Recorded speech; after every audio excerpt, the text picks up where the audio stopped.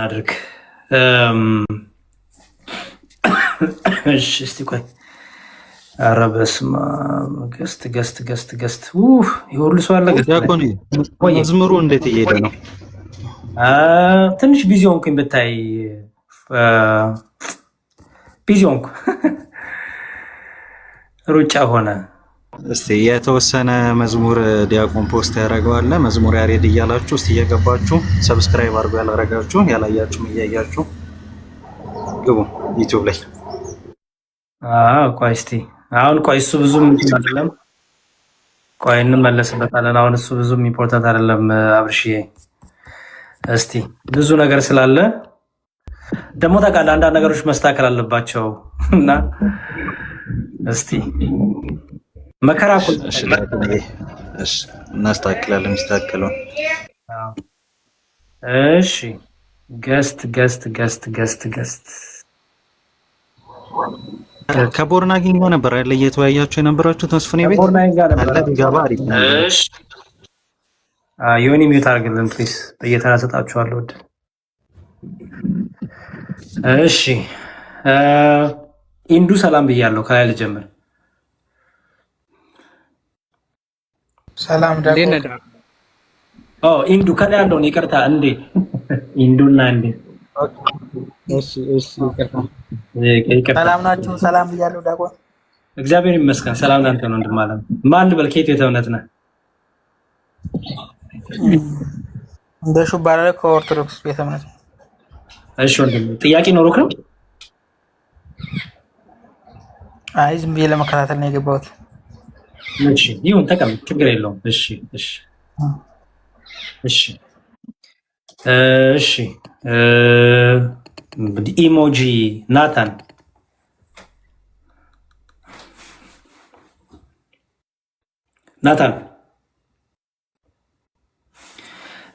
የለህም? 1 2 3 እሺ ክርስቲያን ነኝ።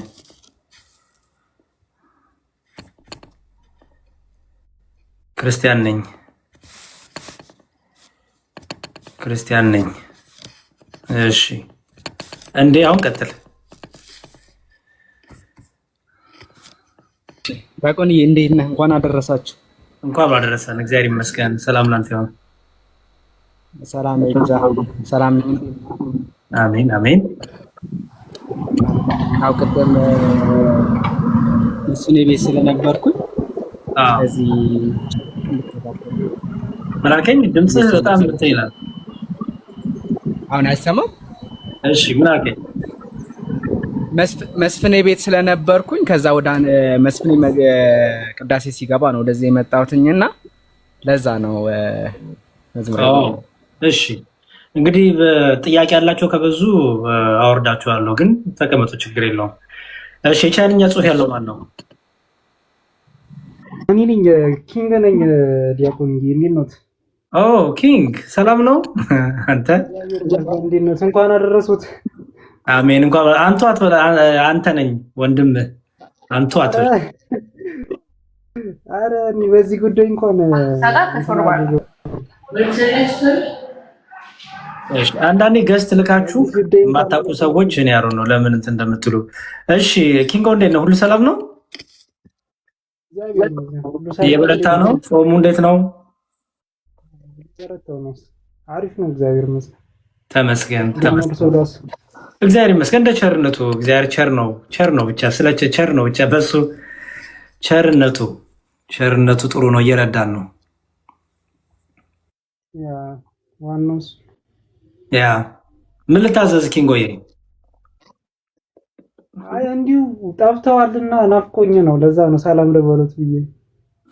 አልተመቸኝም ነበረ፣ ትንሽ አልተመቸም ነበር፣ ለዛ ነው። ግን አሁን እየመጣው ነው፣ በደንብ እንገናኛለን።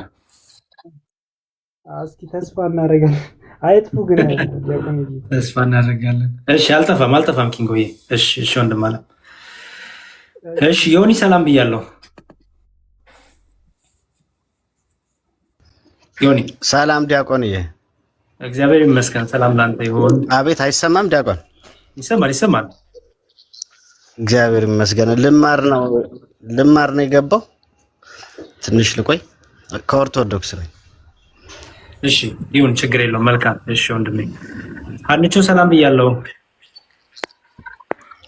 ዲያቆን እንዴት ነው? ሰላም ነው ወይ? ክብሩ ይስፋ፣ እግዚአብሔር ይመስገን። እንዴት ነሽ? አለሁ፣ እግዚአብሔር ይመስገን። ሁላችሁንም ሰላም ብያለሁ። እንዴት ነው? ደህና ነው? ደህና ነኝ። እኔ ደህና ነኝ። እኔ አንተ ደህና ነኝ። ጠፍተው መጡ አይደል? አይ ከዚህ በኋላ ወደ ሊሄዱ ነው እንግዲህ። አይ አለሁ፣ አልጠፋም አለሁ። ያልተመቸም ነበር አንዳንድ። አይ ነው አይቻለሁ። ደስ ብሎኛል በጣም በእውነት የምንጓጓው ስለሆነ እግዚአብሔር ይመስገን። እኔ እንኳን ፈልጌው ነው ዲያቆን። እሺ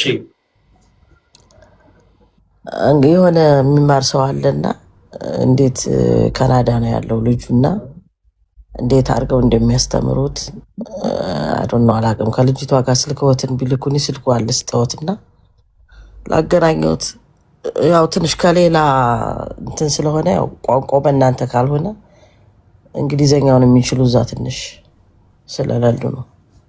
አዎ ምን አለ መሰለሽ አንዬ በጣም እንትን ሆነ። በጣም ብዙ ልጆች አሉ የሚማሩ አንድ ሁለተኛ ደግሞ አሁን ላይ ከቤተሰብ ጋር ኃላፊነቱ ትንሽ በዛ ያው ትረጅኛለሽ እና እንደ በፊቱ አሁን በጣም በውስጥ ራሱ እንትን የምላቸው እየቀነስኩኝ ነው፣ ከባድ እየሆነ ስለሆነ ማለት ነው።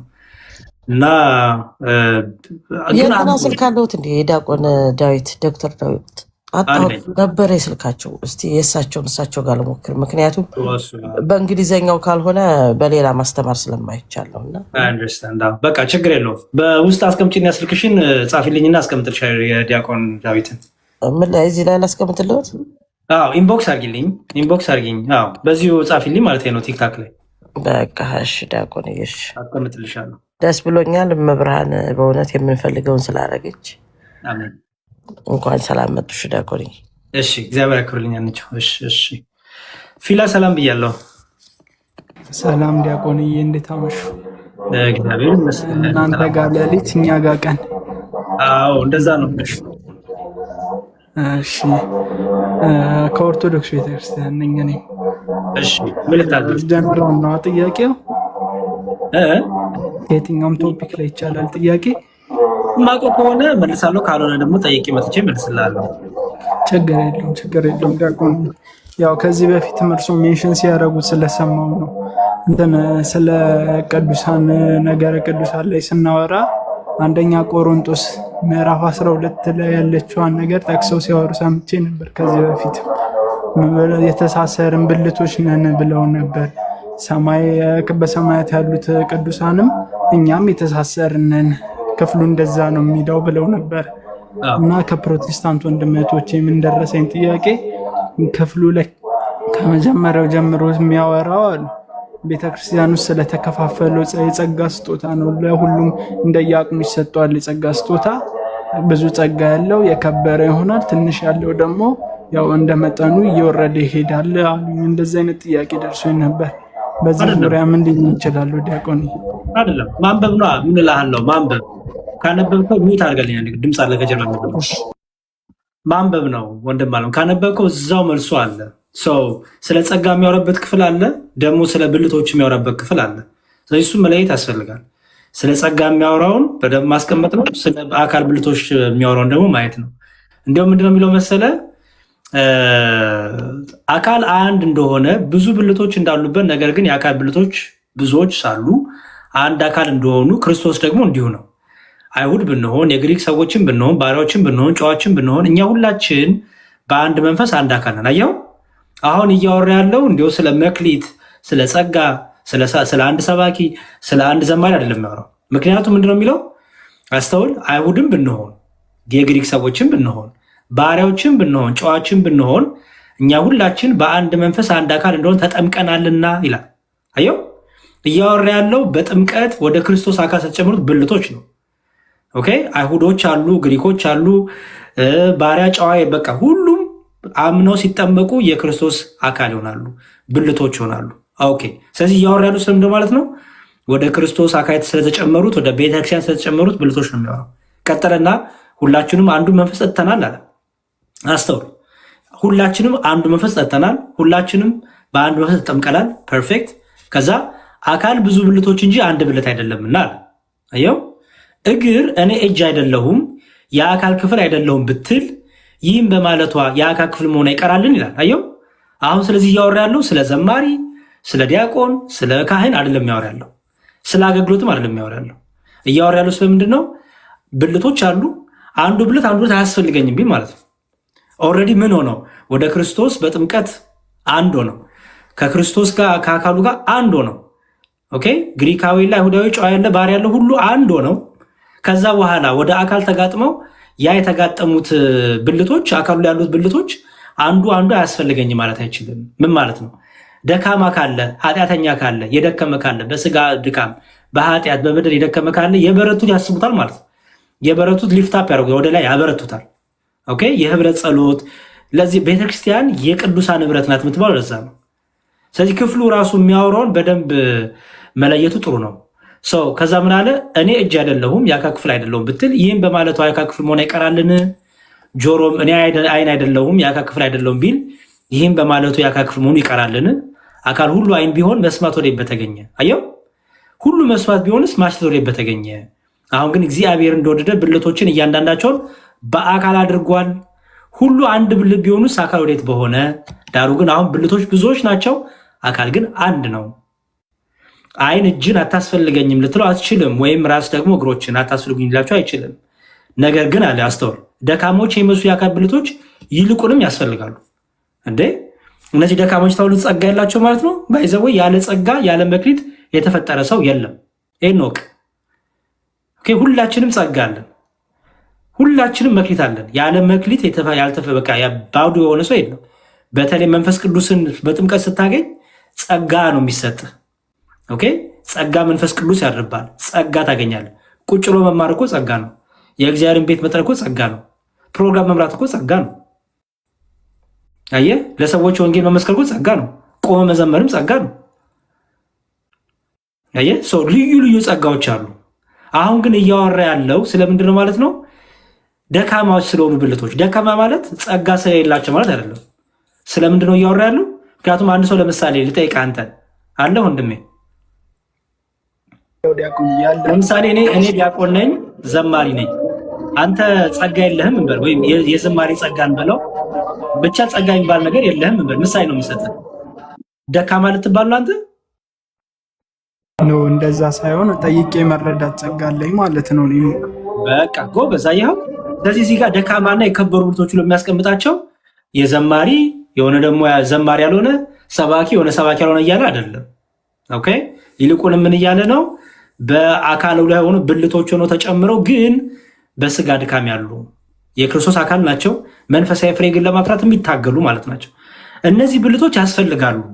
ተበላሹ፣ ደከሙ፣ ኃጢአት ሰሩ፣ በደል በደሉናል፣ አንተዋቸው እና ነገር ግን አለ ከአካልም ብልቶች ያልከበሩ ሆኖ የሚመስሉን በሚበዛ ክብር እናለብሳቸዋለን። በምናፍርባቸው ብልቶቻችን ክብር ይጨመርላቸዋል። ክብር ያላቸው አየው፣ ክብር ያላቸው ብልቶቻችን ግን ይህ አያስፈልጋቸውም። አስተውል፣ ክብር ያላቸው ብልቶቻችን ይላል። ይህ አያስፈልጋቸውም። ጸጋ እንዴ በጸጋ ላይ ጸጋ እኮ ማግኘት እኮ ክብር ነው አይደል? አይ በቃ እዚህ ጋር የሚያወራው ስለ ዝማሬ ወይ ስለሆነ ስለ ስብከት ጸጋ ነው ካልክ ይሄ እኮ አያስፈልጋቸውም እያለ ነው። ስለዚህ አያስኬድም። አየው አያስኬድም። ግን የከበሩ ብልቶች አሉ፣ ደካማ ብልቶች አሉ። የከበሩ ብልቶች ምን እንደሚያደርጉት ይላል። እነዚህ ደካማ ብልቶችን ያስቧቸዋል ወደ ክብር እንዲመጡ። ከዛ ምን አለ? ነገር ግን ብልቶች እርስ በእርሳቸው በትክክል ይተሳሰቡ። አየው ሁሉም ብልት ማለት ነው። ሁሉም ደካማውም ብርቱም አንዱ አንዱን ያስብ። ስለዚህ እዚህ ጋር እያወራ ያለው ስለ ዝማሬ ስለ ስብከት ምናምን አይደለም የሚያወራው።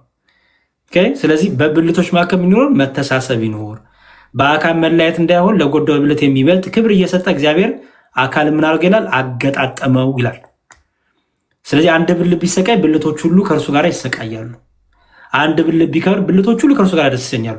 ፊላል አሁን ድጋሚ ልጠይቅህ፣ አንድ ብልት ቢሰቃይ ብልቶቹ ሁሉ አብረው ይሰቃያሉ ማለት ጸጋ ነው? መክሊት ነው? የዝማሬ የስብከት ጸጋ ማለት ነው?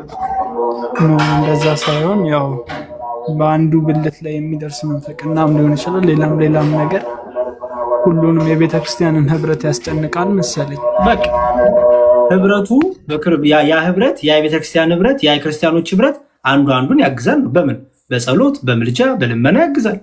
በሚያስፈልገው በስጋም በነፍስም ያግዟል ማለት ወደ ክብር እንዲመጣ። ከዛ ግን ዝቅ አለና ምን አለመሰለ አሁን ደግሞ ከታች ቁጥር 28 ላይ እግዚአብሔርን በቤተክርስቲያን አንዳንዶቹን አስቀድሞ ሐዋርያትን አየው፣ ሁለተኛ ነቢያትን፣ ሶስተኛ ማስተማሪዎችን፣ ቀጥሎም ታምራት ማድረግን፣ ቀጥሎም የመፈወስ ስጦታ እርዳታንም አገዛዝንም የልዩ ልዩ ልሳኖችንም አድርጓል። ሁሉ ሐዋርያቶች ናቸውን? ሁሉስ ነቢያቶች ናቸውን? ሁሉስ አስተማሪዎች ናቸውን? ያለ ደግሞ ስለ ልዩ ልዩ ጸጋ ይወራል ማለት ነው። ስለዚህ ክፍሉን በደንብ አድርጎ ማጥናት ነው ወንድም አለ። ችግሩ ፕሮቴስታንቱ ጋር የሚመቻቸውን እየለቀሙ ስለሚወስዱ ያለው ችግር በዛም ነው ችግር የሆነው። ይሄ ሁሉ ለመቃወም ነው የቅዱሳኑን ነገር። እሺ እግዚአብሔር ይስጥልኝ፣ አመሰግናለሁ። አሜን አሜን። እሺ አዲስ ሰላም ብያለሁ። ሰላም ዲያቆን፣ እንዴት ነበር? እግዚአብሔር ይመስገን። እግዚአብሔር ይመስገን ተመስገን። ከኦርቶዶክስ እምነት ነኝ። እንዴት ትምህርት መከታተል ነበር የገቡት። ባታወርደኝ ደስ ይለኛል። ምን አልከኝ? ባታወርደኝ ደስ ይለኛል። ትምህርቱን ለመከታተል ነው የገቡት። መቼ አወርዳለሁ አልኩኝ። ኧረ ተው ግን ተው። የሚል ፊደል እንኳን ካፌ ወጥቷል። ተው አይደለም። አይ እሺ ችግር የለውም ተቀመጥ። መምህራኑ ምንድነው ጥያቄዎች እየበዙ ከመጡ ነው እንጂ የሚበዙ ከሆነ ቦታ ላይ ካይለ ነው እንጂ ተቀመጥ። ነው ያረ ችግር የለውም። እንዲያውም እንዳይበርበዝ ነው ከበቅታብ ተታረጉ እንዳልፈራ ይሆናል። እሺ ዛሬ ብዙ አልቆይም። ባይዘወይ ብዙ ስለማልቆይ ድንገትም ነው የገባሁትና አንዳንድ ነገሮች ጥቂት ነገር እንናገር። በተለይ በምኩራብ ሳምንት ምን ይደረግ ምንድን ነው ትምህርቱ የሚለውን ጥቂት ነገሮች ባነሳላችሁ ደስታዬ ነው በእውነት። እና እስቲ ጥቂት ደቂቃ እንናገራለን። በየቤተክርስቲያኑ በእርግጥ ትምህርት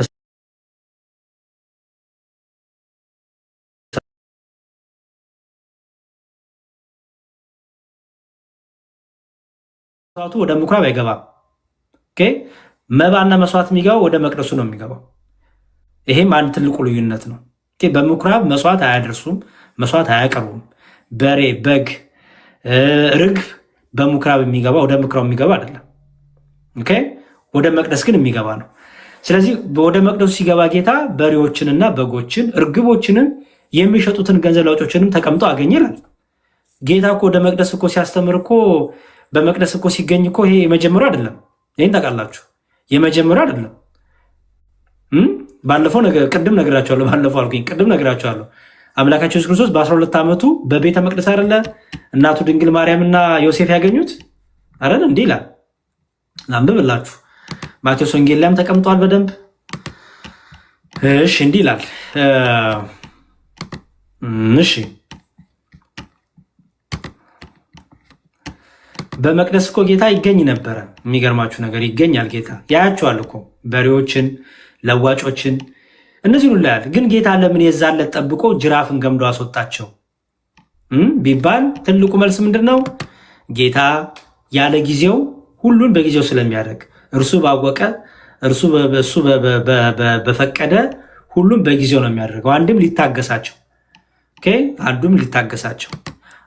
አንድም እሱ የምህረት እድል የሚሰጥ ምህረትን የሚሰጥ ስለሆነ የማንም ጥፋት የሚፈልግ ስላልሆነ ይታገሳል። ታግሶ ግን አልስተካከለ ግን ጅራፉን ያነሳል፣ እንቀጣለን ማለት ነው። ስለዚህ በመቅደስ ጌታ የመጀመሪያው አይደለም ሲገኝ፣ ፈጽሞ የመጀመሪያው አይደለም። ይልቁንም በመቅደስ ሲገኝ አምላካችን ኢየሱስ ክርስቶስ ብዙ ጊዜ ተገኝቷል። ብዙ ጊዜም ይህን ሲያደርጉ አይቷቸዋል።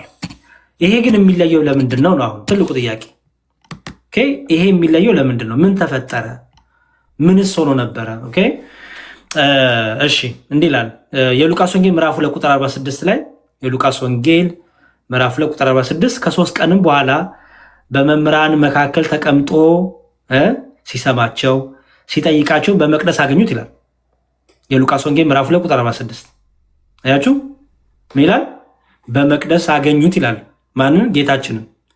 ስለዚህ በመቅደስ ሲገኝ የመጀመሪያው አይደለም ኢየሱስ ክርስቶስ። ከዚህ በፊትም በመቅደስ ተገኝቷል። ይሄ ጊዜ ላይ ግን ጅራፍ ገምዶ ምን አረገ? እየገረፈ ያስወጣበት። የእርግቡን፣ የበሬውን፣ የበጉን እነዚህን ሁሉ ፈቶ ያወጣበት፣ ለዋጮችን ደግሞ እየገረፈ እቃቸውን የገለበጠበት፣ የሚለውጡት ነገር የገለበጠበት። በጣም ተቆጥቶ ነበር ጌታ። በነገራችን ላይ ጌታ ተቆጣ ተብሎ በተለያየ ክፍል ተነግሮለታል። ጥቂት ክፍሎች ናቸው ጌታ ተቆጣ የተባለለት። አንደኛው ክፍል ይሄ ነው። ዋናው ተቆጥቶ ነው የሚለው። ተቆጥቶ ጌታም ነው የሚለው። ጅራፍን ገመደ ነው የሚለው። ስለዚህ ጌታ ተቆጣ ተብሎ 3-4 ቦታ ተነግሮለታል። አንደኛው ይሄ ነው። ሁለተኛው ደግሞ በዚህ በማርቆስ ወንጌል የምናገኘው ህፃናት ትዝ ይላቸዋል። ህፃናት ወደሱ ሲያመጡ ሲገፈትሯቸው ወይ ደግሞ ቆይ ሲሏቸው ከጌታ ሲያርቋቸው ተቆጥቶም ይላል። ኦኬ ላንብብላችሁ። እሱንም ተቆጥቶም ይላል እዚህ ማርቆስ ወንጌል ላይ ስለ ጌታ መቆጣት ሲያወራ የማርቆስ ወንጌል እንዲህ ይላል። የማርቆስ ወንጌል ምዕራፍ 10 ቁጥር 14 የማርቆስ ወንጌል ምዕራፍ 10 ቁጥር 14 ላይ ኢየሱስ ግን አይቶ ተቆጣና ይላል። የማርቆስ ወንጌል ምዕራፍ 10 ቁጥር 14 ኢየሱስ ግን ምን አለ? አይቶ ተቆጣና ሕፃናትን ወደ እኔ ይመጡ ዘንድ ተው፣ አትከልክሏቸው፣ የእግዚአብሔር መንግስት እንደነዚህ ላሉት ናትና አለ። አያችሁት? ስለዚህ ተቆጣ ተብሎ ተነግሮለታል። አንደኛው እንግዲህ ዛሬ በቅዳሴያችን የተነበበው ትናንት ማለት ነው በእናንተ የተነበበው የዮሐንስ ወንጌል ምዕራፍ 2 ነው። ምን ይኸው ምን ይላል? በመቅደስም በጎችና እርግቦችን የሚሸጡትን ገንዘብ ለዋጮችንም ተቀምጦ አገኘ። የገመድም ጅራፍ አበጅቶ ሁሉን በጎችን በሬዎችን ከመቅደስ አወጣቸው። የለዋጮችንም ገንዘብ አፈሰሰ፣ ገበቶቻቸውንም ገለበጠ። ርግብ ሻጮችንም ይህን ከዚህ ውሰዱ፣ የአባቴ ቤት የንግድ ቤት አታደርጉት አላቸው። ደቀ መዛሙርቱም የቤት ቅናት ይበላኛል ተብላ የተጻፈ አሰቡ። ስለዚህ አይሁድ መልሰው ይህን ጠየቁት ይላል። አስተውል። አሁን እዚህ ጋር ነው የምፈልገው። ምን የሚል የአባቴን ቤት የንግድ ቤት አታደርጉት የሚል ቃል አለ። እነዚህ ሰዎች የእግዚአብሔርን ቤት የጸሎት ቤት፣ የምስጋና፣ የፍቅር፣ የይቅርታ፣ የመጽናኛ ቤት የሆነውን የመነገጃ ቦታ አደረጉት። ኦኬ መነገድ፣ ንግድ። አሁን ታውቃላችሁ ንግድ ክስረት አለው፣ ትርፍ አለው፣ ውሸት አለው፣ ክርክር አለው፣ ማታለል አለው አይደለ? ንግድ ቦታ መርካቶ ስትሄዱ በጣም ውሸታም ሰዎች ሞልተዋል። እያጭበረበሩ የሚሸጡ፣ በሚዛን የሚያታልሉ፣ በገንዘብ የሚያታልሉ፣ የሚሰርቁ አይደለ? የንግድ ቦታ በጣም ብዙ በቃ ብዙ ምስቅልቅል፣ ትርፍ አለው፣ ክስረት አለው። የእግዚአብሔርን ቤት ከንግድ ቤት አደረጉት፣ እኩል አደረጉት። የእግዚአብሔር ቤት ክስረት የለውም። የእግዚአብሔር ቤት በፍቅር የተሞላ ነው። የይቅርታ ደጅ ነው። የእውነት ደጅ ነው። መጽናኛ ነው። ከምስጢራት የምንካፈልበት ነው። ክቡር ስጋን ክቡር ደም የምንበላበት ነው። የምንዘምርበት ነው። የምናመልክበት ነው። ቅዳሴ የምንቀደስበት ነው የእግዚአብሔር ቤት። ችግሩ ግን እኛ የምናደርገው የእግዚአብሔር ቤት ንግድ አደረግ ነው። የአባቴን ቤት የንግድ ቦታ አደረጋችሁት። ንግድ የተባለ ማጭበርበራችን፣ በእግዚአብሔር ቤት እየተገኘን የምናጭበረብረው ማጭበርበር። አንድም የእግዚአብሔር ቤት የተባለው እኛ ነን። በነገራችን ላይ እኛ ራሳችን ታውቃላችሁ። በመጽሐፍ ቅዱስ 3 አይነት መቅደስ አለ። አንደኛው መቅደስ እኔና እናንተ ነን። እናንተ የእግዚአብሔር ማደሪያዎች መቅደሶች አይደላችሁ ምን እንደሚል እኔና እናንተ የእግዚአብሔር መቅደሶች ነን፣ የእግዚአብሔር ማደሪያዎች ነን፣ የመንፈስ ቅዱስ ማደሪያዎች ነን። ይሄ እኛ ምን እንባላለን ማለት ነው? መቅደስ እንባላለን። ሁለተኛው መቅደስ ደግሞ የክርስቲያኖች ህብረት ነው። የኔና የእናንተ ህብረትን ይባላል፣ መቅደስ ይባላል። ኢየሱስ ክርስቶስ ምን አለ? አንድም ሁለትም ሶስትም ሆናችሁ በስሜ የተሰበሰቡ እኔ በማዕከላችሁ እገኛለሁ። አያችሁ። ስለዚህ ያ የክርስቲያኖች ስብስብ ምን ይባላል? ቤተክርስቲያን፣ መቅደስ እንለዋለን ማለት ነው። ማደሪያ እንደማለት ነው መቅደስ ማለት። ኦኬ። የክርስቲያኖች ህብረት የመንፈስ ቅዱስ ማደሪያ ነው። ክርስቶስ ይገኛል በመሃል። ስለዚህ ምን ይባላል? መቅደስ ይባላል። ኦኬ።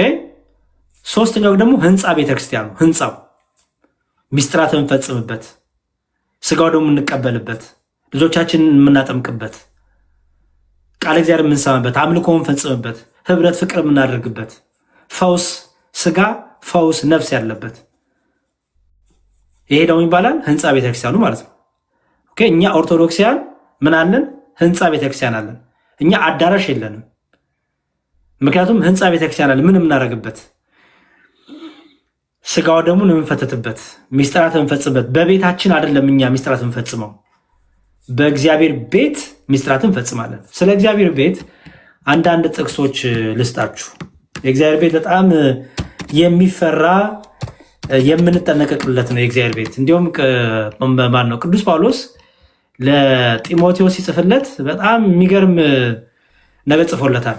አንደኛ ጢሞቴዎስ ምዕራፍ 3 ቁጥር 15 አንደኛ ጢሞቴዎስ ምዕራፍ 3 ቁጥር 15 አንደኛ ጢሞቴዎስ ምዕራፍ 3 ቁጥር 15 ይላል ብዘገይ ግን በእግዚአብሔር ማደሪያ ቤት አስተውሉ፣ በእግዚአብሔር ማደሪያ ቤት እንዴት መኖር እንዴት እንደሚገባ ታውቅ ዘንድ እጽፍልሃለሁ።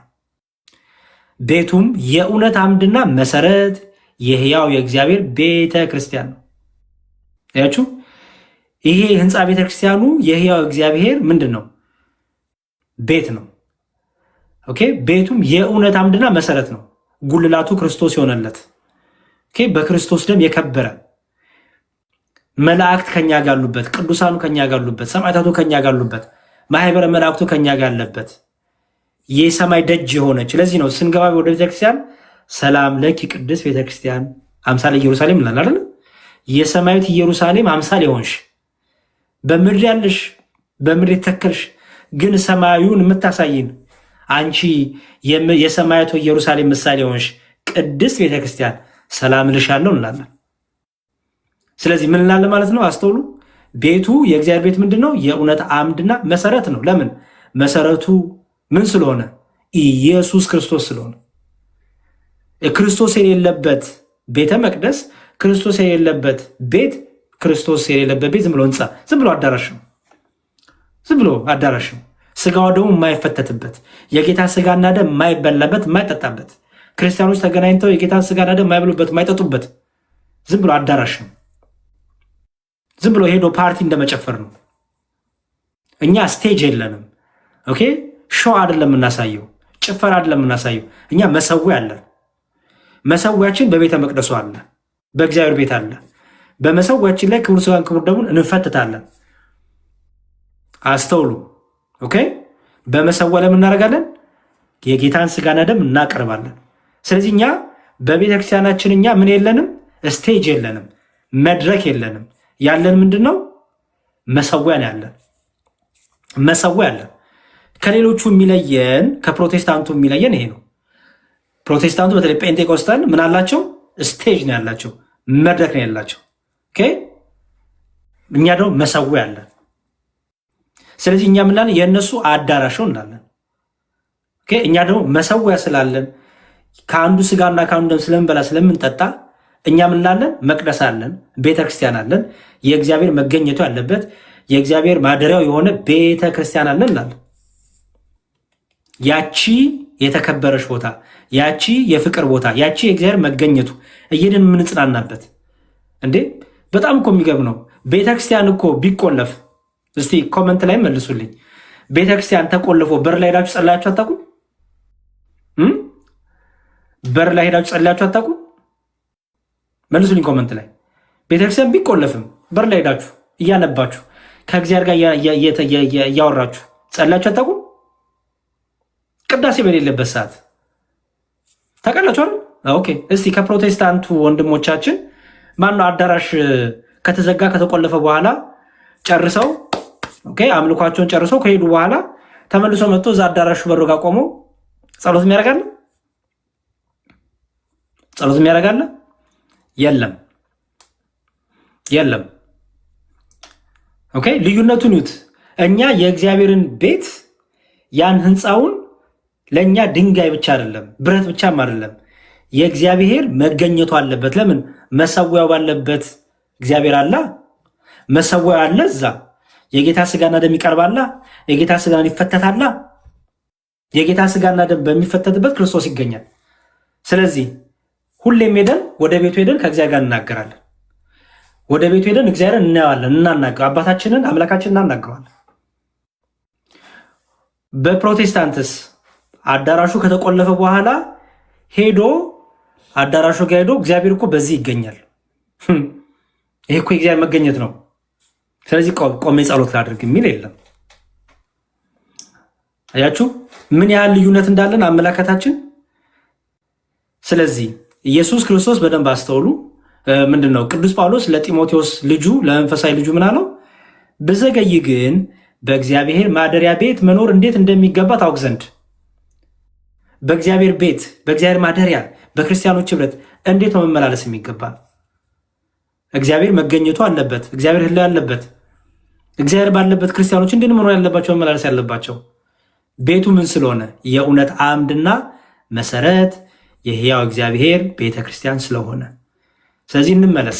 ዮሐንስ ወንጌል ላይ ስንመለስ ምዕራፍ 2 ላይ እግዚአብሔር ኢየሱስ ክርስቶስ በነገራችን ላይ የአባቴ ቤት ሲል ይሄ የመጀመሪያው አይደለም።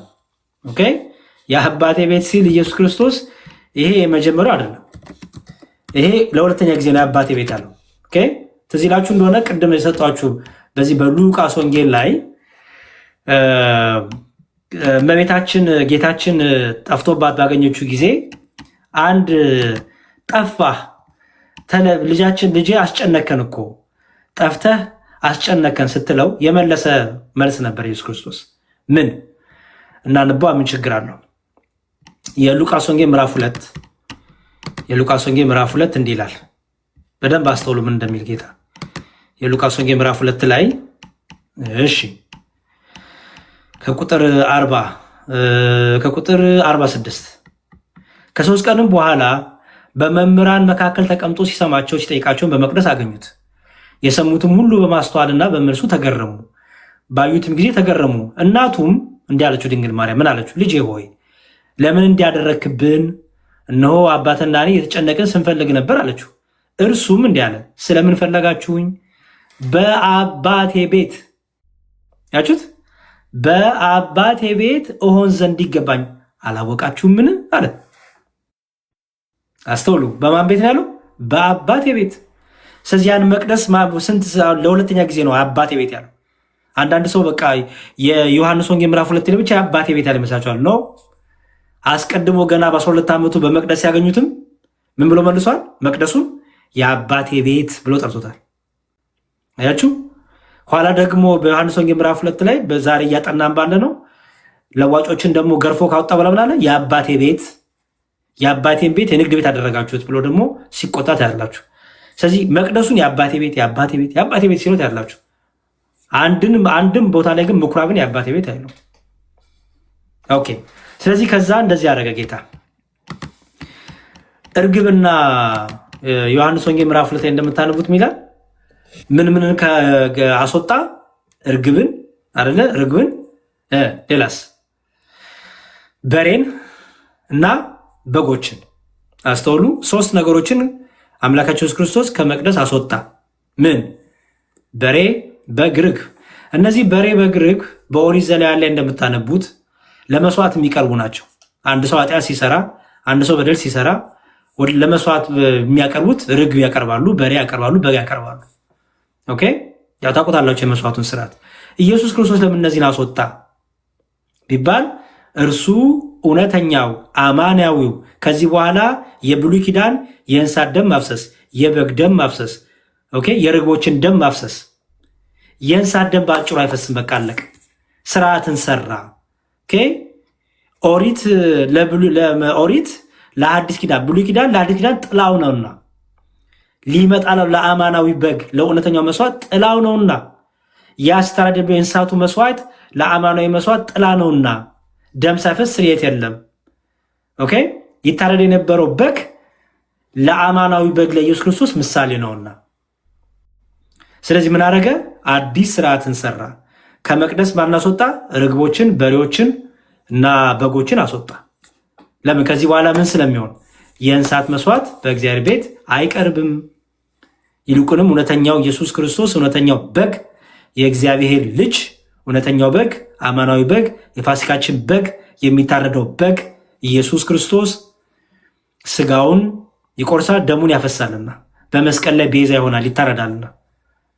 በይስሐቅ ፋንታ የታረደው በግ ኢየሱስ ክርስቶስ እውነተኛው በግ ኢየሱስ ክርስቶስ። ኦኬ፣ በሸላቾች ፊት ዝም እንደሚል በግ የተባለ ኢየሱስ ክርስቶስ። ስለዚህ ምን አደረገ?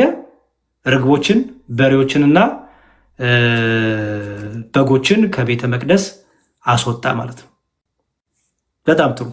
ቀጠለ። ከዛ ደግሞ ይላል ለዋጮች ደግሞ መጡ። ለዋጮች አስተውሉ። የለዋጮችን ገንዘብ አፈሰሰ፣ ገበታዎቻቸውንም ገለበጠ ይላል። እነዚህ ናቸው በጣም በጣም በጣም በጣም አስቸጋሪዎች ለዋጮች የተባሉ። ኦኬ ለዋጮች የተባሉ ሙስሊሞች ምን ሆናችኋል? አሁን የሆነ ነገር ብናገር ልታብዱ ነው። እኔ ግን ባለጌ አይደለሁም እንደናንተ። ስማችሁንም አልጠራን፣ ትዝም አላላችሁን፣ ስማችሁንም የሚል ፊደልም አላወራው። እኔ እኮ እንዴት ምግባር እንኳን እንዴት እንደምታጡ ነው ግራ የሚገባኝ። ኦኬ ኤኒዌይ ስንመለስ ለዋጮች እነማን ናቸው? ለዋጮች ማለት አስተውሉ፣ እግዚአብሔር ቤት ቁጭ ብለው ምን የሚያደርጉ ናቸው?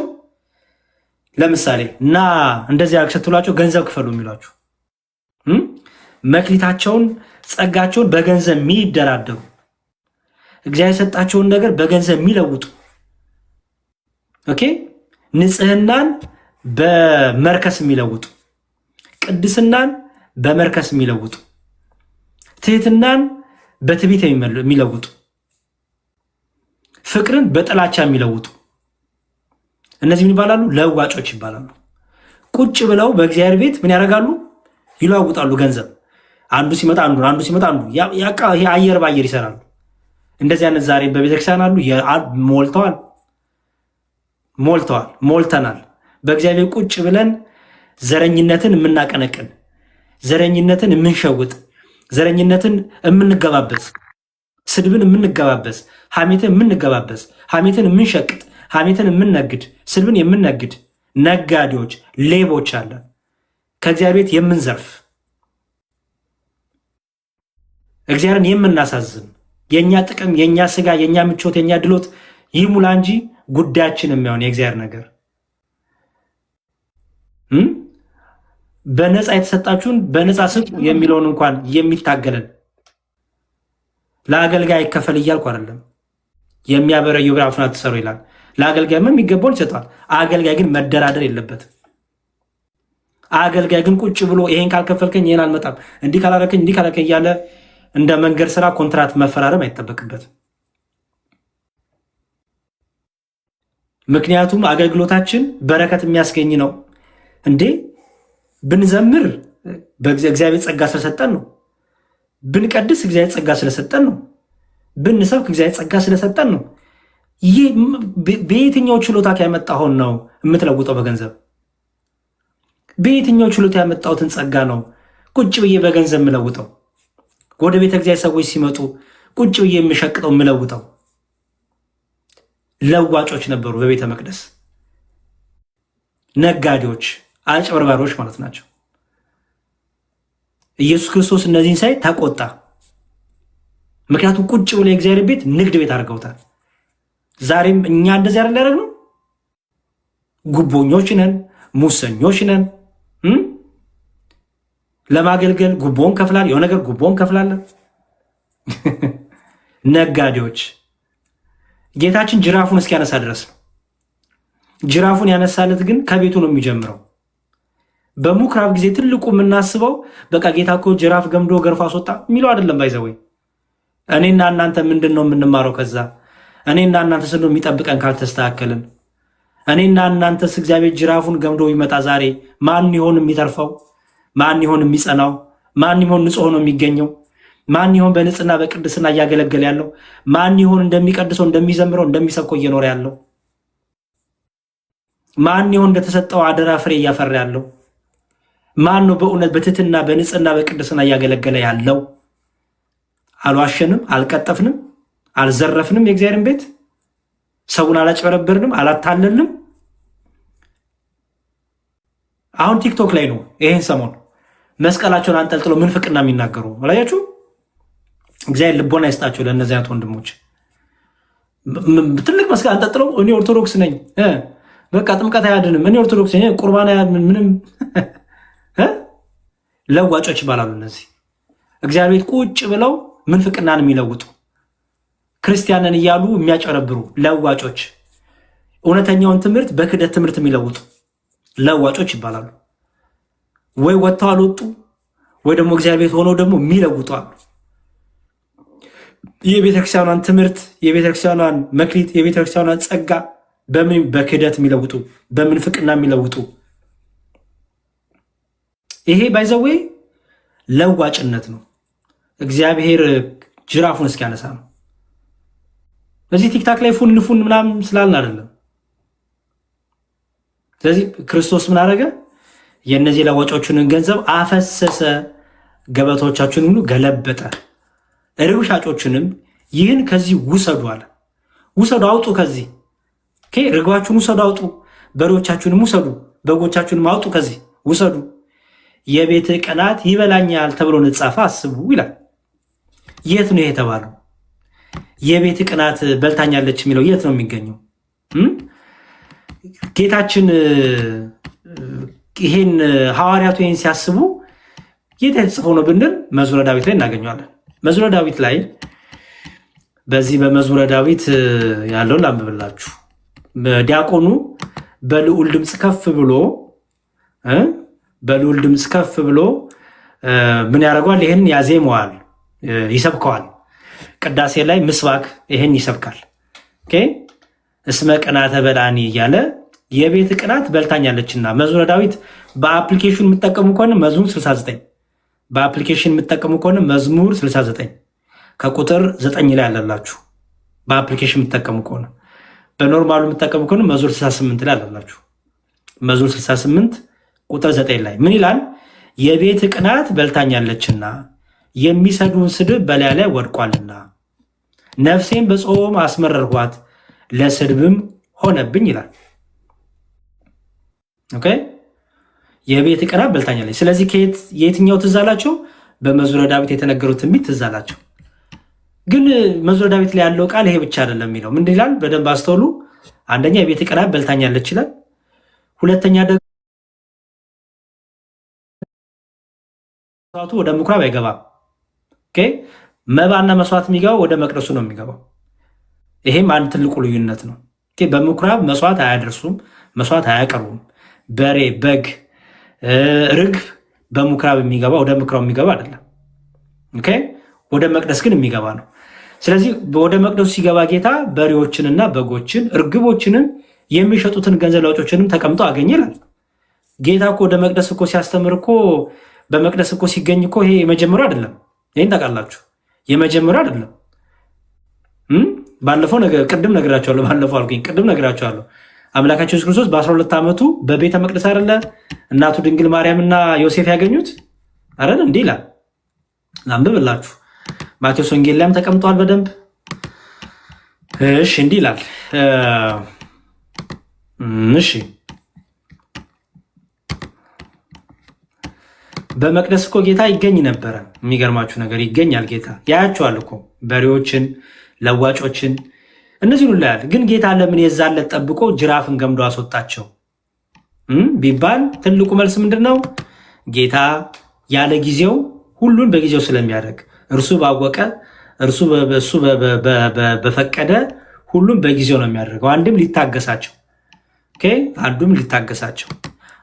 አንድም እሱ የምህረት እድል የሚሰጥ ምህረትን የሚሰጥ ስለሆነ የማንን ጥፋት የሚፈልግ ስላልሆነ ይታገሳል። ታግሶ ግን አልስተካከለ ግን ጅራፉን ያነሳል፣ እንቀጣለን ማለት ነው። ስለዚህ በመቅደስ ጌታ የመጀመሪያው አይደለም ሲገኝ፣ ፈጽሞ የመጀመሪያው አይደለም። ይልቁንም በመቅደስ ሲገኝ አምላካችን ኢየሱስ ክርስቶስ ብዙ ጊዜ ተገኝቷል። ብዙ ጊዜም ይህን ሲያደርጉ አይቷቸዋል። ይሄ ግን የሚለየው ለምንድን ነው? አሁን ትልቁ ጥያቄ ይሄ የሚለየው ለምንድን ነው? ምን ተፈጠረ? ምንስ ሆኖ ነበረ? እሺ፣ እንዲህ ይላል የሉቃስ ወንጌል ምዕራፍ 2 ቁጥር 46 ላይ የሉቃስ ወንጌል ምዕራፍ 2 ቁጥር 46 ከ3 ቀንም በኋላ በመምህራን መካከል ተቀምጦ ሲሰማቸው ሲጠይቃቸው በመቅደስ አገኙት ይላል። የሉቃስ ወንጌል ምዕራፍ 2 ቁጥር 46 አያችሁ ምን ይላል? በመቅደስ አገኙት ይላል። ማንን? ጌታችንን። ስለዚህ በመቅደስ ሲገኝ የመጀመሪያው አይደለም ኢየሱስ ክርስቶስ፣ ከዚህ በፊትም በመቅደስ ተገኝቷል። ይሄ ጊዜ ላይ ግን ጅራፍ ገምዶ ምን አረገ? እየገረፈ ያስወጣበት፣ የእርግቡን፣ የበሬውን፣ የበጉን እነዚህን ሁሉ ፈቶ ያወጣበት፣ ለዋጮችን ደግሞ እየገረፈ እቃቸውን የገለበጠበት፣ የሚለውጡት ነገር የገለበጠበት። በጣም ተቆጥቶ ነበር ጌታ። በነገራችን ላይ ጌታ ተቆጣ ተብሎ በተለያየ ክፍል ተነግሮለታል። ጥቂት ክፍሎች ናቸው ጌታ ተቆጣ የተባለለት። አንደኛው ክፍል ይሄ ነው። ዋናው ተቆጥቶ ነው የሚለው። ተቆጥቶ ጌታም ነው የሚለው። ጅራፍን ገመደ ነው የሚለው። ስለዚህ ጌታ ተቆጣ ተብሎ 3-4 ቦታ ተነግሮለታል። አንደኛው ይሄ ነው። ሁለተኛው ደግሞ በዚህ በማርቆስ ወንጌል የምናገኘው ህፃናት ትዝ ይላቸዋል። ህፃናት ወደሱ ሲያመጡ ሲገፈትሯቸው ወይ ደግሞ ቆይ ሲሏቸው ከጌታ ሲያርቋቸው ተቆጥቶም ይላል። ላንብብላችሁ። እሱንም ተቆጥቶም ይላል። እዚህ ማርቆስ ወንጌል ላይ ስለ ጌታ መቆጣት ሲያወራ የማርቆስ ወንጌል እንዲህ ይላል። የማርቆስ ወንጌል ምዕራፍ 10 ቁጥር 14 የማርቆስ ወንጌል ምዕራፍ 10 ቁጥር 14 ላይ ኢየሱስ ግን አይቶ ተቆጣና ይላል። የማርቆስ ወንጌል ምዕራፍ 10 ቁጥር 14 ኢየሱስ ግን ምን አለ? አይቶ ተቆጣና ህፃናቱን ወደ እኔ ይመጡ ዘንድ ተው፣ አትከልክሏቸው፣ የእግዚአብሔር መንግስት እንደነዚህ ላሉት ናትና አለ። አያችሁት? ስለዚህ ተቆጣ ተብሎ ተነግሮለታል። አንደኛው እንግዲህ ዛሬ በቅዳሴያችን የተነበበው ትናንት ማለት ነው በእናንተ የተነበበው የዮሐንስ ወንጌል ምዕራፍ 2 ነው። ምን ይኸው ምን ይላል? በመቅደስም በጎችና እርግቦችን የሚሸጡትን ገንዘብ ለዋጮችንም ተቀምጦ አገኘ። የገመድም ጅራፍ አበጅቶ ሁሉን በጎችን በሬዎችን ከመቅደስ አወጣቸው። የለዋጮችንም ገንዘብ አፈሰሰ፣ ገበቶቻቸውንም ገለበጠ። ርግብ ሻጮችንም ይህን ከዚህ ውሰዱ፣ የአባቴ ቤት የንግድ ቤት አታደርጉት አላቸው። ደቀ መዛሙርቱም የቤት ቅናት ይበላኛል ተብላ የተጻፈ አሰቡ። ስለዚህ አይሁድ መልሰው ይህን ጠየቁት ይላል። አስተውል። አሁን እዚህ ጋር ነው የምፈልገው። ምን የሚል የአባቴን ቤት የንግድ ቤት አታደርጉት የሚል ቃል አለ። እነዚህ ሰዎች የእግዚአብሔርን ቤት የጸሎት ቤት፣ የምስጋና፣ የፍቅር፣ የይቅርታ፣ የመጽናኛ ቤት የሆነውን የመነገጃ ቦታ አደረጉት።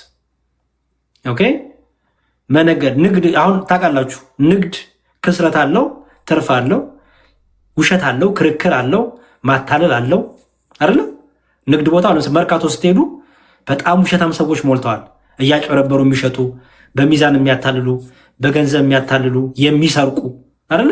የንግድ ቦታ በጣም ብዙ ብዙ ምስቅልቅል፣ ትርፍ አለው፣ ክስረት አለው።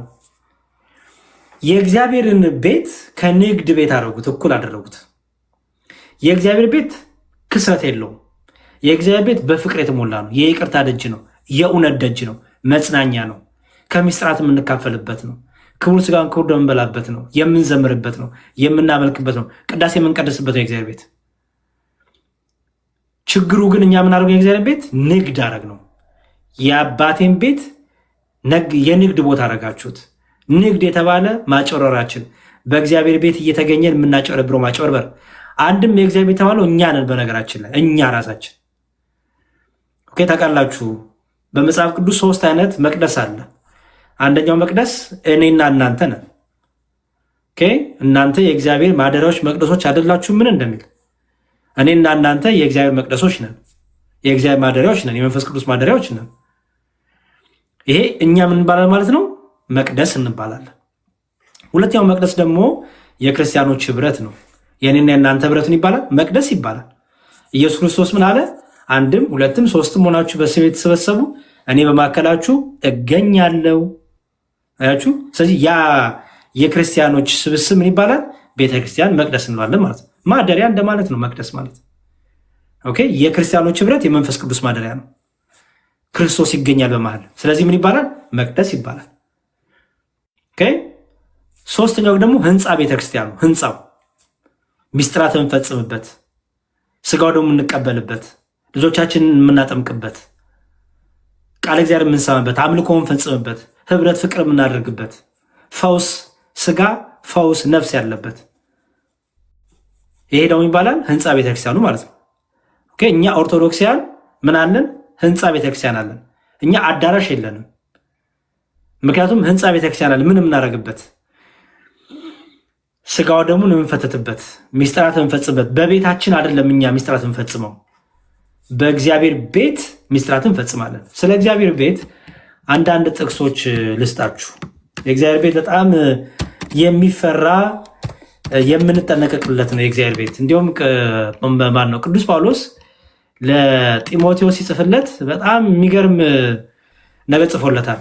አንደኛ ጢሞቴዎስ ምዕራፍ 3 ቁጥር 15 አንደኛ ጢሞቴዎስ ምዕራፍ 3 ቁጥር 15 አንደኛ ጢሞቴዎስ ምዕራፍ 3 ቁጥር 15 ይላል፣ ብዘገይ ግን በእግዚአብሔር ማደሪያ ቤት አስተውሉ፣ በእግዚአብሔር ማደሪያ ቤት እንዴት መኖር እንዴት እንደሚገባ ታውቅ ዘንድ እጽፍልሃለሁ።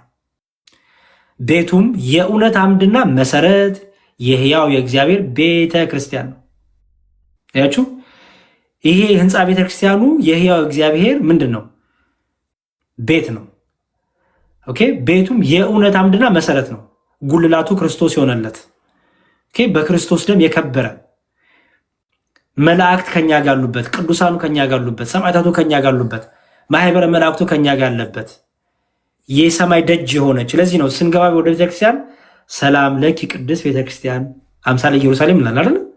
የሰማያዊት ኢየሩሳሌም አምሳል የሆንሽ በምድር ያለሽ በምድር የተተከልሽ ግን ሰማያዊውን የምታሳይን አንቺ የሰማያዊት ኢየሩሳሌም ምሳሌ የሆንሽ ቅድስት ቤተክርስቲያን ሰላም ልሻለሁ እንላለን።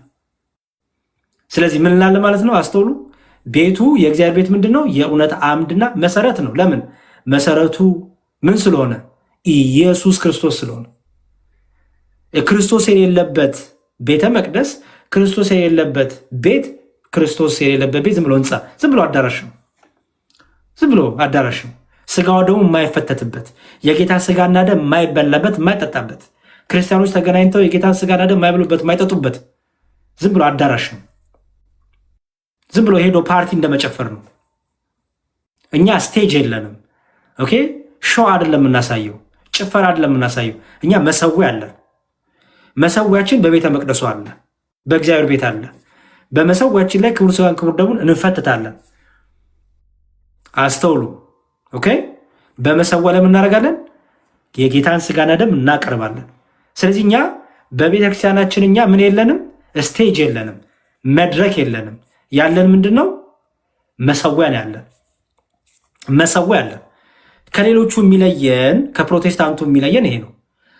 ፕሮቴስታንቱ በተለይ ጴንጤቆስታል ምን አላቸው? ስቴጅ ነው ያላቸው፣ መድረክ ነው ያላቸው። ኦኬ እኛ ደግሞ መሰዊያ አለን። ስለዚህ እኛ ምናለን? የእነሱ አዳራሽ ነው እንላለን። ኦኬ እኛ ደግሞ መሰዊያ ስላለን ከአንዱ ስጋና ከአንዱ ደም ስለምንበላ ስለምንጠጣ እኛ ምንላለን? መቅደስ አለን፣ ቤተክርስቲያን አለን፣ የእግዚአብሔር መገኘቱ ያለበት የእግዚአብሔር ማደሪያው የሆነ ቤተክርስቲያን አለን እንላለን። ያቺ የተከበረች ቦታ፣ ያቺ የፍቅር ቦታ፣ ያቺ የእግዚአብሔር መገኘቱ እየድን የምንጽናናበት። እንዴ በጣም እኮ የሚገርም ነው። ቤተክርስቲያን እኮ ቢቆለፍ፣ እስቲ ኮመንት ላይ መልሱልኝ። ቤተክርስቲያን ተቆልፎ በር ላይ ሄዳችሁ ጸልያችሁ አታውቁም? በር ላይ ሄዳችሁ ጸልያችሁ አታውቁም? መልሱልኝ ኮመንት ላይ። ቤተክርስቲያን ቢቆለፍም በር ላይ ሄዳችሁ እያነባችሁ ከእግዚአብሔር ጋር እያወራችሁ ጸልያችሁ አታውቁም? ቅዳሴ በሌለበት ሰዓት ታውቃላችሁ አይደል? ኦኬ እስቲ ከፕሮቴስታንቱ ወንድሞቻችን ማነው አዳራሽ ከተዘጋ ከተቆለፈ በኋላ ጨርሰው ኦኬ አምልኳቸውን ጨርሰው ከሄዱ በኋላ ተመልሶ መጥቶ እዛ አዳራሹ በሩ ጋር ቆሞ ጸሎት የሚያደርጋለ? ጸሎት የሚያደርጋለ? የለም የለም። ኦኬ ልዩነቱን ይዩት። እኛ የእግዚአብሔርን ቤት ያን ህንፃውን ለእኛ ድንጋይ ብቻ አይደለም ብረት ብቻም አይደለም የእግዚአብሔር መገኘቱ አለበት። ለምን? መሰዊያው ባለበት እግዚአብሔር አለ። መሰዊያው አለ፣ እዛ የጌታ ስጋና ደም ይቀርባላ፣ የጌታ ስጋና ይፈተታላ። የጌታ ስጋና ደም በሚፈተትበት ክርስቶስ ይገኛል። ስለዚህ ሁሌም ሄደን ወደ ቤቱ ሄደን ከእግዚአብሔር ጋር እናገራለን። ወደ ቤቱ ሄደን እግዚአብሔርን እናየዋለን፣ እናናገር፣ አባታችንን አምላካችንን እናናግረዋለን። በፕሮቴስታንትስ አዳራሹ ከተቆለፈ በኋላ ሄዶ አዳራሹ ጋር ሄዶ እግዚአብሔር እኮ በዚህ ይገኛል፣ ይሄ እኮ የእግዚአብሔር መገኘት ነው፣ ስለዚህ ቆሜ ጸሎት ላድርግ የሚል የለም። አያችሁ ምን ያህል ልዩነት እንዳለን አመላከታችን። ስለዚህ ኢየሱስ ክርስቶስ በደንብ አስተውሉ። ምንድን ነው ቅዱስ ጳውሎስ ለጢሞቴዎስ ልጁ ለመንፈሳዊ ልጁ ምን አለው? ብዘገይ ግን በእግዚአብሔር ማደሪያ ቤት መኖር እንዴት እንደሚገባ ታውቅ ዘንድ። በእግዚአብሔር ቤት በእግዚአብሔር ማደሪያ በክርስቲያኖች ህብረት እንዴት ነው መመላለስ የሚገባ? እግዚአብሔር መገኘቱ አለበት፣ እግዚአብሔር ህላ ያለበት፣ እግዚአብሔር ባለበት ክርስቲያኖች እንዴት መኖር ያለባቸው መመላለስ ያለባቸው? ቤቱ ምን ስለሆነ? የእውነት አምድና መሰረት የሕያው እግዚአብሔር ቤተክርስቲያን ስለሆነ። ስለዚህ እንመለስ። ዮሐንስ ወንጌል ላይ ስንመለስ ምዕራፍ 2 ላይ እግዚአብሔር ኢየሱስ ክርስቶስ በነገራችን ላይ የአባቴ ቤት ሲል ይሄ የመጀመሪያው አይደለም። ኦኬ የአባቴ ቤት ሲል ኢየሱስ ክርስቶስ ይሄ የመጀመሪያው አይደለም። ይሄ ለሁለተኛ ጊዜ ነው የአባቴ ቤት አለው። ኦኬ ትዝ ይላችሁ እንደሆነ ቅድም የሰጧችሁ በዚህ በሉቃስ ወንጌል ላይ እመቤታችን ጌታችን ጠፍቶባት ባገኘችው ጊዜ አንድ ጠፋህ ልጄ አስጨነከን እኮ ጠፍተህ አስጨነከን ስትለው የመለሰ መልስ ነበር ኢየሱስ ክርስቶስ። ምን እናንባ ምን ችግር አለው? የሉቃስ ወንጌል ምዕራፍ 2 እንዲህ ይላል። በደንብ አስተውሉ ምን እንደሚል ጌታ። የሉቃስ ወንጌል ምዕራፍ 2 ላይ እሺ ከቁጥር 46 ከ3 ቀንም በኋላ በመምህራን መካከል ተቀምጦ ሲሰማቸው ሲጠይቃቸውን በመቅደስ አገኙት። የሰሙትም ሁሉ በማስተዋልና በመልሱ ተገረሙ። ባዩትም ጊዜ ተገረሙ። እናቱም እንዲህ አለችው፣ ድንግል ማርያም ምን አለችው? ልጄ ሆይ ለምን እንዲያደረክብን? እነሆ አባትና እኔ የተጨነቅን ስንፈልግ ነበር አለችው። እርሱም እንዲህ አለ፣ ስለምን ፈለጋችሁኝ? በአባቴ ቤት ያችሁት በአባቴ ቤት እሆን ዘንድ ይገባኝ አላወቃችሁምን? አለ። አስተውሉ። በማን ቤት ነው ያለው? በአባቴ ቤት። ስለዚህ ያን መቅደስ ስንት ለሁለተኛ ጊዜ ነው አባቴ ቤት ያለው። አንዳንድ ሰው በቃ የዮሐንስ ወንጌል ምዕራፍ 2 ላይ ብቻ አባቴ ቤት ያለ ይመስላችኋል። ነው አስቀድሞ ገና በ12 ዓመቱ በመቅደስ ያገኙትም ምን ብሎ መልሷል? መቅደሱን የአባቴ ቤት ብሎ ጠርቶታል። አያችሁ። ኋላ ደግሞ በዮሐንስ ወንጌል ምዕራፍ 2 ላይ በዛሬ እያጠናን ባለ ነው ለዋጮችን ደግሞ ገርፎ ካወጣ በኋላ ምን አለ? የአባቴን ቤት የንግድ ቤት አደረጋችሁት ብሎ ደግሞ ሲቆጣት ያላችሁ። ስለዚህ መቅደሱን የአባቴ ቤት ሲሉት ያላችሁ። አንድም ቦታ ላይ ግን ምኩራብን የአባቴ ቤት አይለው። ኦኬ። ስለዚህ ከዛ እንደዚህ ያደረገ ጌታ እርግብና ዮሐንስ ወንጌል ምዕራፍ 2 ላይ እንደምታነቡት ሚላል ምን አስወጣ? እርግብን አይደለ? እርግብን ሌላስ? በሬን እና በጎችን። አስተውሉ። 3 ነገሮችን አምላካችን ኢየሱስ ክርስቶስ ከመቅደስ አስወጣ። ምን?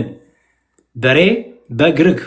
እነዚህ በሬ፣ በግ፣ ርግብ በኦሪት ዘሌዋውያን ላይ እንደምታነቡት ለመስዋዕት የሚቀርቡ ናቸው። አንድ ሰው ኃጢአት ሲሰራ፣ አንድ ሰው በደል ሲሰራ ለመስዋዕት የሚያቀርቡት ርግብ ያቀርባሉ፣ በሬ ያቀርባሉ፣ በግ ያቀርባሉ። ኦኬ፣ ያው ታውቁታላችሁ የመስዋዕቱን ስርዓት።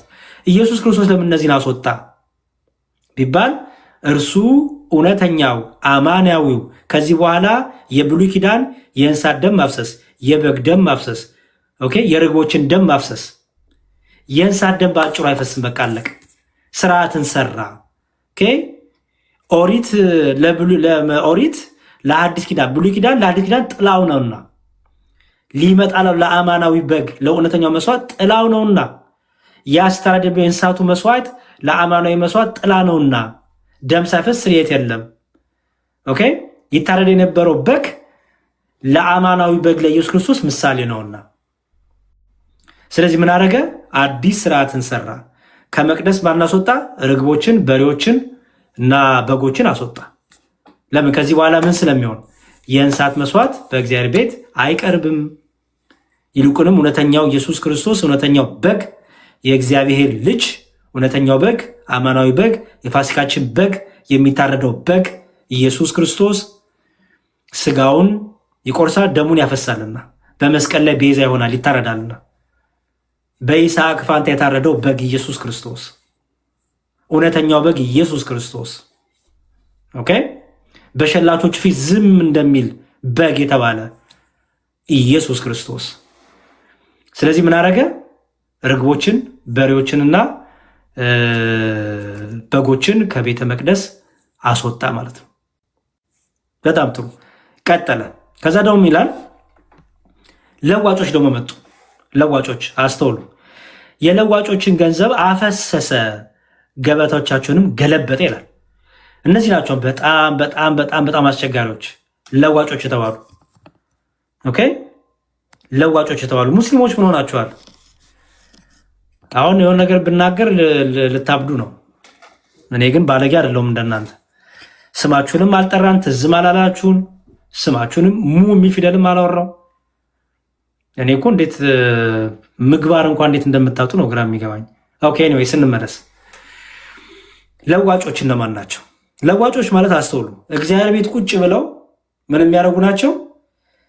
ለምሳሌ እና እንደዚህ ያክሰትሏቸው ገንዘብ ክፈሉ የሚሏችሁ መክሊታቸውን ጸጋቸውን በገንዘብ የሚደራደሩ እግዚአብሔር የሰጣቸውን ነገር በገንዘብ የሚለውጡ ኦኬ ንጽህናን በመርከስ የሚለውጡ ቅድስናን በመርከስ የሚለውጡ ትህትናን በትዕቢት የሚለውጡ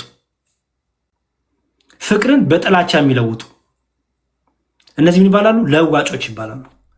ቁጭ ብለው በእግዚአብሔር ቤት ምን ያደርጋሉ? ይለዋውጣሉ ገንዘብ። አንዱ ሲመጣ አንዱ፣ አንዱ ሲመጣ አንዱ፣ ይሄ አየር ባየር ይሰራሉ። እንደዚህ አይነት ዛሬ በቤተክርስቲያን አሉ።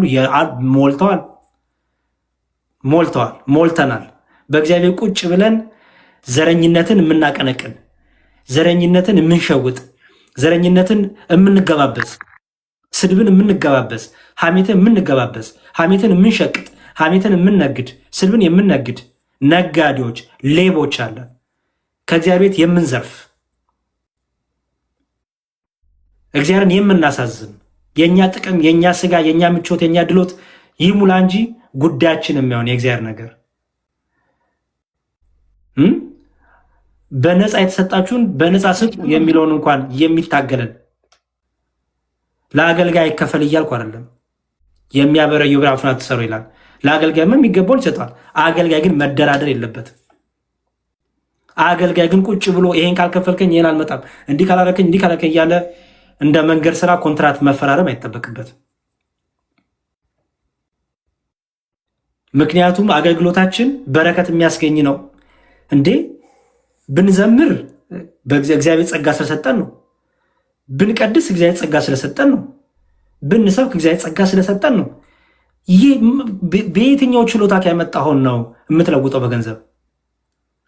በየትኛው ችሎታ ያመጣሁትን ጸጋ ነው ቁጭ ብዬ በገንዘብ የምለውጠው? ወደ ቤተ እግዚአብሔር ሰዎች ሲመጡ ቁጭ ብዬ የሚሸቅጠው የምለውጠው? ለዋጮች ነበሩ በቤተ መቅደስ፣ ነጋዴዎች፣ አጭበርባሪዎች ማለት ናቸው። ኢየሱስ ክርስቶስ እነዚህን ሳይ ተቆጣ። ምክንያቱም ቁጭ ብሎ የእግዚአብሔር ቤት ንግድ ቤት አድርገውታል። ዛሬም እኛ እንደዚህ አይደል ያደረግነው? ጉቦኞች ነን፣ ሙሰኞች ነን። ለማገልገል ጉቦን ከፍላል፣ የሆነ ነገር ጉቦን ከፍላለን። ነጋዴዎች። ጌታችን ጅራፉን እስኪያነሳ ድረስ ነው። ጅራፉን ያነሳለት ግን ከቤቱ ነው የሚጀምረው። በምኩራብ ጊዜ ትልቁ የምናስበው በቃ ጌታ እኮ ጅራፍ ገምዶ ገርፎ አስወጣ የሚለው አይደለም። ባይዘወይ እኔና እናንተ ምንድን ነው የምንማረው ከዛ? እኔና እናንተ ስንዶ የሚጠብቀን ካልተስተካከልን፣ እኔና እናንተስ እግዚአብሔር ጅራፉን ገምዶ ይመጣ ዛሬ ማን ይሆን የሚተርፈው? ማን ይሆን የሚጸናው? ማን ይሆን ንጹህ ሆኖ የሚገኘው? ማን ይሆን በንጽህና በቅድስና እያገለገለ ያለው? ማን ይሆን እንደሚቀድሰው እንደሚዘምረው እንደሚሰብከው እየኖረ ያለው? ማን ይሆን እንደተሰጠው አደራ ፍሬ እያፈራ ያለው? ማን ነው በእውነት በትህትና በንጽህና በቅድስና እያገለገለ ያለው?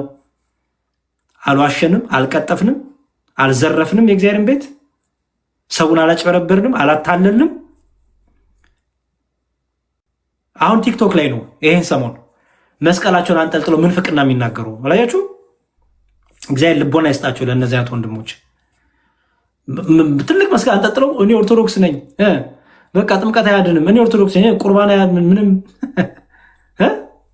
ለዋጮች ይባላሉ እነዚህ። እግዚአብሔር ቤት ቁጭ ብለው ምንፍቅናን የሚለውጡ ክርስቲያንን እያሉ የሚያጨረብሩ ለዋጮች፣ እውነተኛውን ትምህርት በክደት ትምህርት የሚለውጡ ለዋጮች ይባላሉ። ወይ ወጥተው አልወጡ ወይ ደግሞ እግዚአብሔር ቤት ሆነው ደግሞ የሚለውጡ አሉ። የቤተክርስቲያኗን ትምህርት፣ የቤተክርስቲያኗን መክሊት፣ የቤተክርስቲያኗን ጸጋ በምን በክደት የሚለውጡ በምንፍቅና የሚለውጡ። ይሄ ባይዘዌ ለዋጭነት ነው። እግዚአብሔር ጅራፉን እስኪያነሳ ነው። በዚህ ቲክታክ ላይ ፉን ምናምን ስላልን አይደለም። ስለዚህ ክርስቶስ ምን አደረገ? የእነዚህ ለዋጮቹንን ገንዘብ አፈሰሰ፣ ገበታዎቻችሁን ሁሉ ገለበጠ። ርብ ሻጮችንም ይህን ከዚህ ውሰዱ አለ። ውሰዱ፣ አውጡ፣ ከዚህ ርግባችሁን ውሰዱ፣ አውጡ፣ በሬዎቻችሁንም ውሰዱ፣ በጎቻችሁንም አውጡ፣ ከዚህ ውሰዱ። የቤት ቅናት ይበላኛል ተብሎ ንጻፈ አስቡ ይላል። የት ነው የተባለው? የቤት ቅናት በልታኛለች የሚለው የት ነው የሚገኘው? ጌታችን ይሄን ሐዋርያቱ ይሄን ሲያስቡ የት የተጽፈው ነው ብንል መዝሙረ ዳዊት ላይ እናገኘዋለን። መዝሙረ ዳዊት ላይ በዚህ በመዝሙረ ዳዊት ያለውን ላንብብላችሁ። ዲያቆኑ በልዑል ድምፅ ከፍ ብሎ ምን ያደርገዋል? ይህን ያዜመዋል፣ ይሰብከዋል። ቅዳሴ ላይ ምስባክ ይህን ይሰብካል። እስመ ቅናተ በላኒ እያለ የቤት ቅናት በልታኛለችና። መዝሙረ ዳዊት በአፕሊኬሽን የምጠቀሙ ከሆነ መዝሙር 69 በአፕሊኬሽን የምጠቀሙ ከሆነ መዝሙር 69 ከቁጥር 9 ላይ አለላችሁ። በአፕሊኬሽን የምጠቀሙ ከሆነ በኖርማሉ የምጠቀሙ ከሆነ መዝሙር 68 ላይ አለላችሁ። መዝሙር 68 ቁጥር 9 ላይ ምን ይላል? የቤት ቅናት በልታኛለችና የሚሰዱን ስድብ በላያ ላይ ወድቋልና ነፍሴን በጾም አስመረርኋት ለስድብም ሆነብኝ ይላል። ኦኬ የቤት ቅናት በልታኛለች። ስለዚህ የትኛው ትዝ አላቸው? በመዝሙረ ዳዊት የተነገሩት ትንቢት ትዝ አላቸው። ግን መዝሙረ ዳዊት ላይ ያለው ቃል ይሄ ብቻ አይደለም የሚለው። ምን ይላል? በደንብ አስተውሉ። አንደኛ የቤት ቅናት በልታኛለች ይላል። ሁለተኛ